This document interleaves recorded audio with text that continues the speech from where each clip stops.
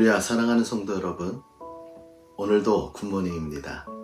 오늘도 말씀과 더불어 시작하는 하루, 여러분의 발걸음이 하나님의 말씀의 능력과 은혜로 충만하길 주님의 이름으로 축원합니다. 오늘 우리가 함께 나눌 말씀은 열왕기상 11장 26절로 43절의 말씀입니다. 하나님과 우리 사이에 맺어진 언약이 있습니다. 구약에 보면 출애굽 이후에 주님께서 출애굽기 6장 6절에서 8절의 말씀을 통하여서 우리들에게 약속하신 말씀이 있습니다. 내가 누구인가? 바로 하나님은 당신을 애굽에서 힘들게 노역하고 있는 너희를 이끌어낸 분이심을 천명합니다. 그러면서 말씀하기를 6장 8절에 보면 내가 아브라함과 이삭과 야곱에게 주기로 맹세한 땅으로 너희를 인도하고 그 땅을 너희에게 주어 기업으로 삼게 하리라. 나는 여호와라 하셨다 하라. 모세를 통해서 이스라엘 백성들이 이렇게 선포하게 하셨습니다.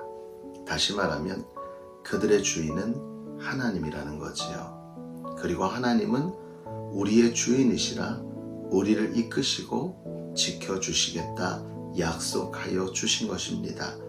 이것이 바로 우리에게 허락된 계약 사상, 즉 언약 사상, 성경에서 가장 중요한 부분입니다. 하나님은 누구이고 우리는 하나님 앞에 어떠한 존재이며 우리는 하나님을 위해 어떻게 살아야 될 것이며 하나님은 우리를 위해 무엇을 하여 주실 것인가. 다시 간단히 얘기하면 하나님은 우리를 지키시고 우리는 그 지키심 가운데 하나님을 기쁘시게 하고 영화롭게 해드려야 된다는 것이지요. 그런데 솔로몬의 인생을 한번 살펴보기 원합니다. 솔로몬의 인생을 보면 하나님의 은혜로 되어지지 않은 것이 하나도 없습니다.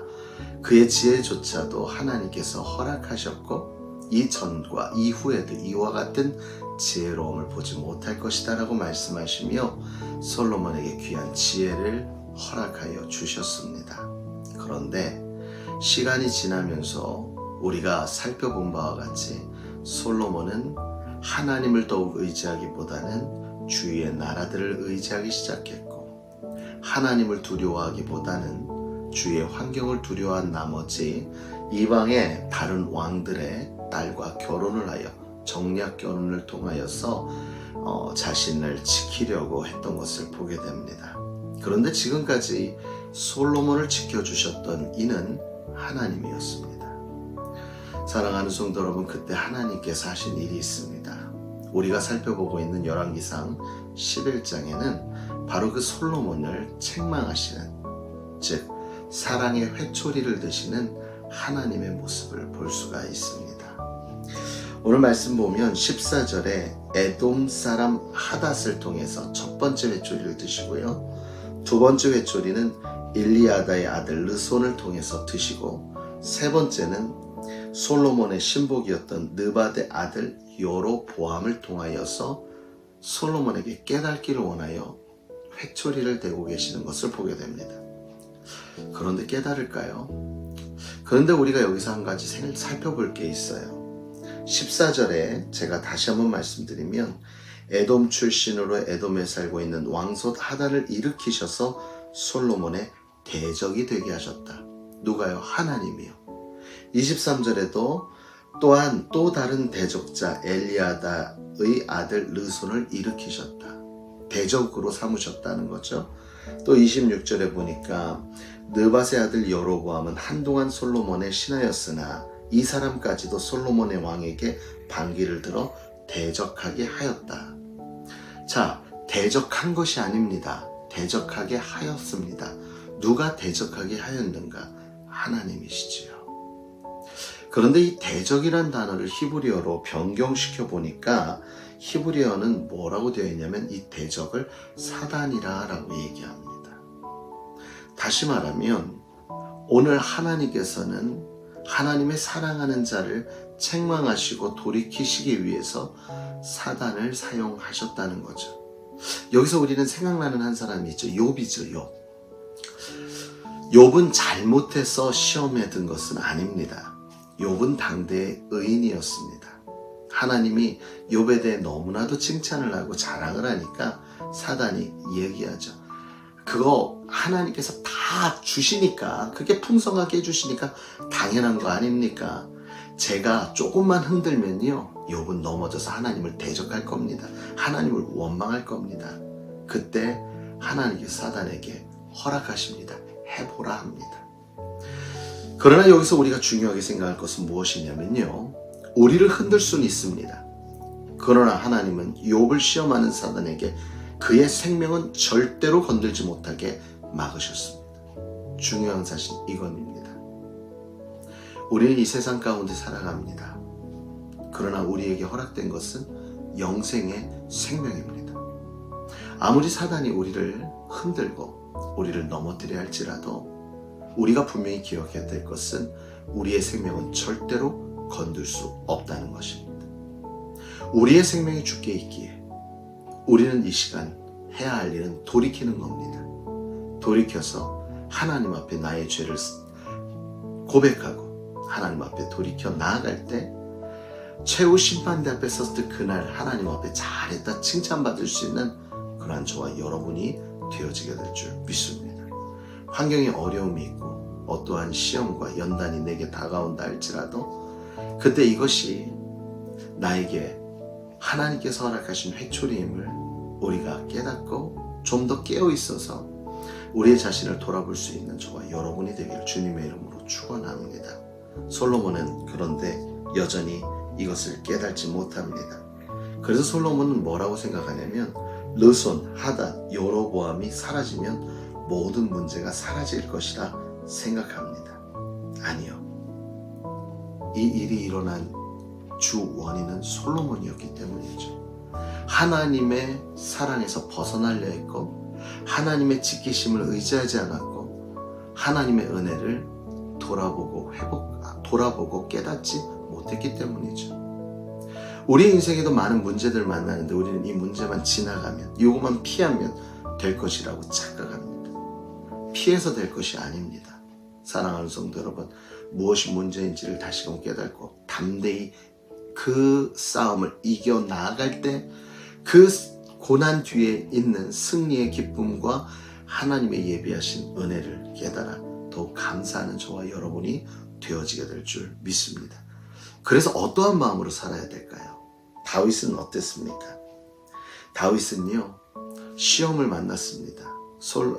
사무엘에게 기름을 부음받았고 하나님 앞에 왕이 될 것이라는 언약도 받았지요. 그런데도 불구하고 갑자기 사울 왕으로 말미암아 죽음을 당하게 위협을 느끼는 그런 고난의 길을 가게 됩니다. 그런데 그때에도 우리 다윗은 절대로 자기의 힘으로 이것을 해결하고 하려고 하지 않았습니다. 함께하던 많은 이들이 지금 당장 다윗이 나서서 이 문제를 해결하기를 원했습니다. 그래도 다윗은 꿈쩍하지 않았습니다. 오직 하나님 앞에 더욱 무릎 꿇었습니다. 그때 하나님께서 다윗을 더욱 들어 높여주시는 놀라운 은혜를 경험하게 되죠. 사도 바울은 어땠습니까? 사도 바울은 몸에 가시가 있다 했습니다. 리더입니다. 많은 사람들에게 영향력을 끼치는 사람이었습니다. 근데 그 사람이 자꾸 쓰러집니다. 사도 바울은 자꾸 쓰러지는데 이렇게 이야기하지요. 3번이나 간구했지만 하나님께서 들어주시지 않았습니다. 고쳐달라고. 그때 고린도후서 12장 7절에 이렇게 얘기합니다. 내가 교만하게 되지 못하도록 하나님께서 내 몸에 가시를 주셨습니다. 자기에게 일어나는 이런 아픔들, 육체의 연약함으로 쓰러지고 넘어지고 하는 이러한 일들을 고쳐달라고 해가지고 안 고쳐주니까 하나님 왜 안 고쳐주세요? 라고 원망한 게 아니라 이걸 통해 내가 교만하지 않게 하시려고, 자고하지 않게 하시려고 하나님이 내 안에 가시를 두신 것이구나 라고 깨닫고 하나님 앞에 더욱 겸손히 무릎 꿇는 사도 바울의 모습을 보게 됩니다. 다윗도 하나님 앞에 무릎 꿇었습니다. 문제 앞에서. 사울도 하나님 앞에 무릎 꿇었습니다. 사랑하는 성도 여러분, 홍해 앞에서 하나님께서 이스라엘 백성들을 이끌어 홍해를 건너게 하여 주셨고 애굽에 따라오는 군대들은 다 수장되게 하셨죠. 이때는요, 이스라엘 백성들에게 기대할 믿음이 없었기 때문입니다. 연약함을 알고 하나님은 그대로 들어주셨지요. 그러나 이제 세월이 지난 다음에서 요단 앞에 섰을 때 이스라엘 백성들은 여전히 똑같았습니다.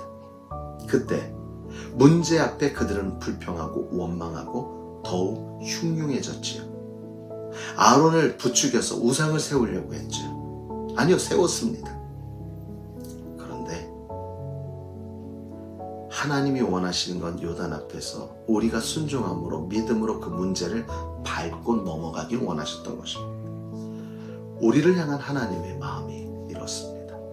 오늘도 우리 안에 요단의 문제가 있을 수 있습니다. 우리 안에 여리고 같은 강한 성이 버티고 있는지도 모릅니다. 그런데 이 모든 것이 나의 연약함을 통하여 하나님의 이루시는 놀라운 역사를 보시기를 원하는 하나님의 우리를 향한 사랑, 우리를 지키시고자 하는 마음 때문임을 깨닫고 난 이 순간만 모면하면 내가 아니라 이 순간을 밟고 이겨나가겠다는 믿음의 담대함으로 마치 이스라엘 백성들이 넘실거리는 요단을 밟고 나아가 요단에 열려지는 놀라운 역사를 경험했듯 오늘 하루도 하나님은 우리를 향한 생각이 어떠한가?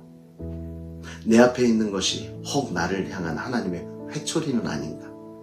기억하면서 오늘 하루 내 자신을 더욱더 낮추어 나를 통해 이루시는 하나님의 놀라운 역사 가운데 하나님의 일하심을 보는, 그러므로 감사하고 기뻐하고 하나님 앞에 영광 돌리며 나아가는 저와 여러분이 되어지시기를 주님의 이름으로 축원합니다.